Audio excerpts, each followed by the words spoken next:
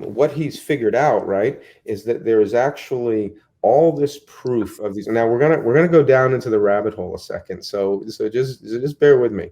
There is a thing called the Foo-Fighters. You might be familiar with these World War II, these spheres. All right, we're having this disclosure happening now, and the alien UFO world is exploding. And one of the things that's kind of subtly under the radar is all of these spheres or orbs people are seeing. And people see them in haunted houses. They see them in the sky. They see them everywhere.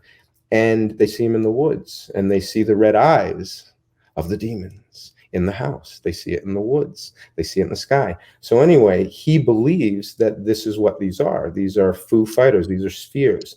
And they're here on this earth. And it's like a grid. Like imagine like drones 100, 1,000 years in the future. And who knows what they're doing or what the purpose is. Although if you go to his page called quantumparanormal.com, you can get the book. I advise reading it. I think he's right. I think he has found an explanation for most of it. That's where I'm at presently. So when you ask me what time of day is the best time, his proof proves that the best time is the witching hour. And it's the witching hour for a reason, because that's when these things broadcast. And the broadcast gives off a form of radiation that is obviously harmful to us. So when you're in a haunted house and a demon is scratching, attacking you, and saying, "Get out," what is actually happening, in our opinion, is this sphere is trying to move you away. You know how there'll be a noise in one corner of the house, you follow it, and it will seems to like pull you away from places, so that in that time frame, it can broadcast whatever the hell it's broadcasting. And without going too much deeper or getting lost in it, it could be what's in the woods. So I have some of his gear, this thing called the Beast, and creates this light pattern and a sound that attracts them or speaks to them or basically brings them in to make them be like, what the hell is this?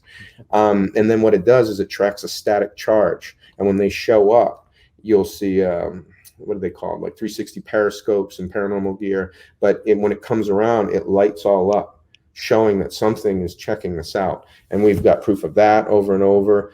We actually have spheres that have fallen and been captured. And so this is the very fringe of what we do already, which is already fringe. But I'm telling you, as a lifelong researcher, as a passionate person, and as a person who understands that I don't know anything, I think he's right. And that's where I stand. So yeah, go during the witching hour and just know that when something happens, if it gets real bad, it's for your own safety to walk away and just monitor from a farther distance. And you know it'll stop. You'll be pushed out and then it will stop at a distance. So anyway, that's where I am. Not to go completely wild on you, but it's the truth.